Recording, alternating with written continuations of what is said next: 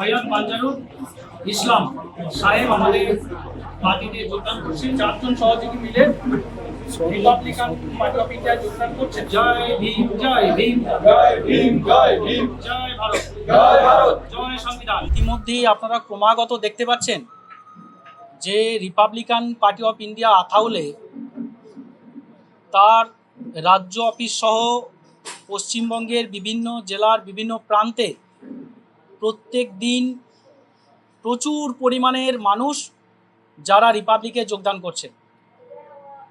মিডিয়ার পক্ষে আপনারা নিশ্চয়ই জানেন এবং প্রত্যেক দিনই আপনারা নিয়মিতভাবে এই পার্টি অফিসে আসছেন। প্রত্যেক দিনই প্রায় শয়ে শয়ে নেতৃত্ব বিভিন্ন রাজনৈতিক দল থেকে তারা এসে রিপাবলিকান পার্টি অফ ইন্ডিয়াতে যোগদান করছে। আজকেও সেই একইভাবে রিপাবলিকান পার্টি অফ ইন্ডিয়ায় আজকে প্রচুর লিডারশিপের যোগদান কর্মসূচি হলো। এর আগে আমাদের মধ্যে উপস্থিত রয়েছেন বাবলু সামন্ত মহাশয়। উনি যোগদান করেছিলেন ওনার যে এনজিও বন্ধু মিলন সংঘ, সেই বন্ধু মিলন সংঘের যারা কিছু নেতৃত্ব আগের দিন যোগদান করে ঘোষণা দিয়েছিলেন যে তাদের 1,22,00,000 সারা বাংলা জুড়ে তাদের সদস্য রয়েছে, তারা প্রত্যেকেই যোগদান করবে রিপাবলিকে। আজকে তার প্রতিফলন স্বরূপ বিভিন্ন জেলা থেকে এসে তারা আজকে যোগদান করলেন লিডারশিপরা। এবং আমাদের যুব সভাপতি দেবাশিস বসুর নেতৃত্বেও প্রায় প্রত্যেক দিন এই রাজ্য অফিসে যোগদান কর্মসূচি লেগে থাকে। দেবাশিস বসু, আমাদের পারিজাত ঘোষ, এদের নেতৃত্বে ক্রমাগত যোগদান কর্মসূচি লেগে থাকে। আজকে বিশেষ করে নজরে আসার মতো যোগদান, যেখানে পুরুষ এবং মহিলা উভয়ে প্রায় সমান সমান। যদি এখানে 200 জন লিডার যোগদান করে থাকে, তার মধ্যে থেকে 100 জন মহিলা এবং 100 জন পুরুষ, অর্থাৎ নারী পুরুষ একত্রিত হয়ে তারা সকলেই বাবা সাহেব ভীমরাও আম্বেদকরের যে নীতি আদর্শ নীল ঝান্ডা কাঁধে নিয়ে তারা রাজনৈতিকভাবে তারা বাংলার ময়দানে রাজনৈতিক লড়াই করতে প্রস্তুত হওয়ার জন্য তারা আজকে যোগদান করেছেন এবং আগামী দিনে আরও প্রচুর মানুষ যোগদান করতে চলেছে।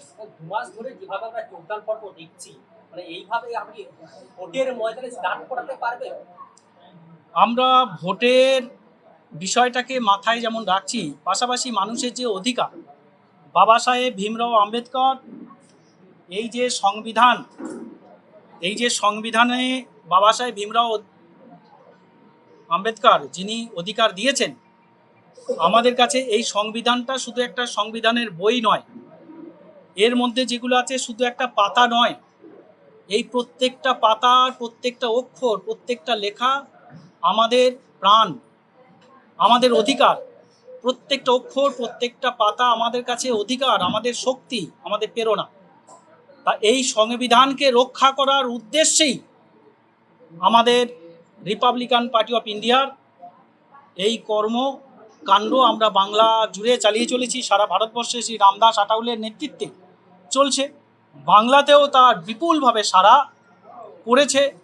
আগামী দিনেও আমরা যে 3টে উপনির্বাচন রয়েছে, সেই 3টে উপনির্বাচনের মধ্যে থেকে আমরা 2টো উপনির্বাচনে আমরা ক্যান্ডিডেট দেব মোটামুটিভাবে। আমাদের এখন পর্যন্ত আমার অবজারভারের সাথে কথা বলে এবং আমার ন্যাশনাল প্রেসিডেন্ট তথা কেন্দ্রের মন্ত্রী রামদাস আতাউলের সাথে কথা বলে এটুকু আশ্বাস পেয়েছি যে আমরা 2টো কেন্দ্রেতে আমরা উপনির্বাচনে ক্যান্ডিডেট দেব।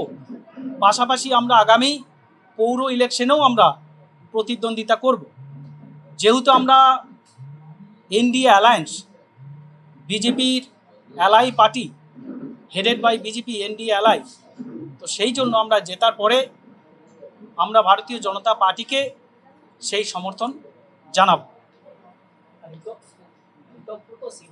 অনেক বিধায়ক আপনাদের দলে আসার কথা বলছিলেন, আপনাদের কেন্দ্রীয় মন্ত্রী আঠারো নিয়ে আসছিলেন, তখন অনেকজন বিধায়ক সাক্ষাৎ করেন তার সাথে। এখন তারা কি যোগদান করবে আপনাদের? দেখুন, এখন যে রাজনৈতিক পরিস্থিতিটা যেদিকে যাচ্ছে, কয়েকদিন আগে সুপ্রিম কোর্টের একটা ভার্ডিকে শিবসেনা পার্টিকে যেটা বলেছে যে দলের বিধায়ক বা এমপিরা কোন দিকে গেল সেটা বিষয় নয়, দলের সংগঠন যেদিকে থাকবে দলের প্রতীক সেই দিকে থাকবে।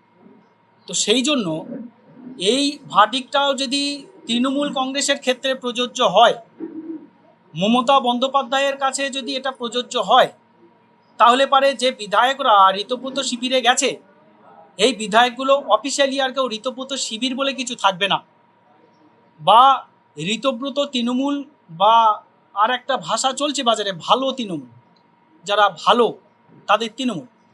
তৃণমূল মানে তো তৃণমূল, এর মধ্যে ভালো খারাপের কিছু নেই। তো এই ভালো পোশাকি নাম ভালো তৃণমূল বা ঋত তৃণমূল, কেউ কেউ বা মজা করে বালিশ তৃণমূল বলে। তো এই বালিশ তৃণমূল বা ভালো তৃণমূল তাদের কাছে কিন্তু আর একটাও বিধায়ক থাকবে না, কারণ দলের প্রতীক যদি মমতা বন্দ্যোপাধ্যায় পায়, তাহলে অটোমেটিকলি এই বালিশ পক্ষ বা ভালো পক্ষ এরা ক্যান্সেল হয়ে যাবে। তাই তারা যদি এই মুহূর্তে আমাদের কাছে আসে, তাহলে তাদেরও পদ ক্যান্সেল হয়ে যাওয়ার একটা সম্ভাবনা রয়েছে। যদি আমরা চেষ্টা করছি 2/3, মানে 2/3 যদি আমাদের কাছে আসে, অর্থাৎ 2/3 যদি আমরা পাই, মানে আমাদের দরকার 60, মানে টোটাল আছে আপনার 80 জন। 80টাকে যদি আমরা 3টে ভাগ করি, 3টে ভাগ করে যদি আমরা 2টো ভাগ আমরা চাই, তাতে যে পরিমাণে বিধায়ক আমাদের দরকার, আমাদের সাথে সেই পরিমাণে বিধায়ক এখনও যোগাযোগ করেনি, তার থেকে কিছু কম, প্রায় 10 জন মতো কম। আমরা টার্গেটে আছি 2/3 করার পরে আমরা সকল বিধায়কদের আমরা নেব। সেই ক্ষেত্রে যদি আমরা নিই, তাহলে যদি মমতা বন্দ্যোপাধ্যায়ের কাছেও দলের প্রতীক যায়, তাদের বিধায়কশিপ ক্যান্সেল হবে না। কিন্তু এই মুহূর্তে যদি আমরা ওই বিধায়কদের দলে নিয়ে নিই, তাহলে পরে ওই ভার্ডিক অনুযায়ী তাদের বিধায়কশিপটা ক্যান্সেল হয়ে যায়। আমরা চাই না, তারা লড়াই করে জিতে এসেছে, তাদের অনেক টাকা খরচা হয়েছে, তারা অনেক স্বপ্ন নিয়ে তারা মানুষের পরিষেবা দেবো বলে বিধায়ক হয়েছে, তাদের বিধায়কটা আমাদের পার্টির জন্য চলে যাক বিধায়কশিপটা। তাই আমরা অপেক্ষা করছি যে আমরা 46 জন বিধায়ক হলে আমরা তাদেরকে একসাথে একত্রিতভাবে সমস্ত বিধায়কদের যোগদান করাব। ইতিমধ্যে আমরা দেখছি যে আপনারা প্রত্যেকেই অবগত যে রিপাবলিকান পার্টি অফ ইন্ডিয়ার যে স্লোগান, সেই স্লোগানটা হলো জয় ভীম। কিন্তু আমরা একটু দেখাও তো ফেসবুকটা, আমার ফোনটা একটু দাও। কিন্তু আমরা দেখছি এনসিপিআই বলে যে ভুঁইফোড় পার্টি একটা হয়েছে, ভুঁইফোড় হঠাৎ করে গজিয়ে উঠেছে। এই ভুঁইফোড় পার্টিটার একটা পোস্ট, সেই পোস্টে এখানে আমরা দেখছি যে তার একটা স্লোগান দিয়েছে জয় ভীম এবং জয় মিম। জয় ভীম এবং জয় মিম। মিম মানে আমরা জানি উগ্র হিন্দুত্ববাদ, উগ্র মুসলিমবাদী একটি রাজনৈতিক দল, যেটার আসাউদ্দিন ওয়েসি যার ন্যাশনাল প্রেসিডেন্ট। তো জয় ভীম এবং জয় মিম, তারা মিমকে সমর্থন করছে এবং তার সাথে জয় ভীম বলছে। এই জয় ভীম স্লোগানটা পেল কোথায়? এ তো এতদিন ধরে জানতাম এরা জমি চোর কাকুলি, সাইকেল চোর ওই ব্যানার্জি, ওই যে সাউথ কলকাতার সুদীপ ব্যানার্জি সাইকেল চোর, তাকে সবাই সাইকেল চোর বলে জানে, আর জমি চোর বলে জানে কাকুলি ঘোষ দোস্তিদারকে। এই জমি চোর সাইকেল চোররা এখন রিপাবলিকান পার্টি অফ ইন্ডিয়ার স্লোগান চুরি করছে। রিপাবলিকান পার্টি অফ ইন্ডিয়ার যে স্লোগান জয় ভীম, সেই জয় ভীম স্লোগানটাকে তারা চুরি করছে, তার সাথে জয় মিম যোগ করছে। ধিক্কার জানাই, নির্লজ্জ একটা নেতৃত্ব যারা এই সমস্ত কর্মকাণ্ড করে।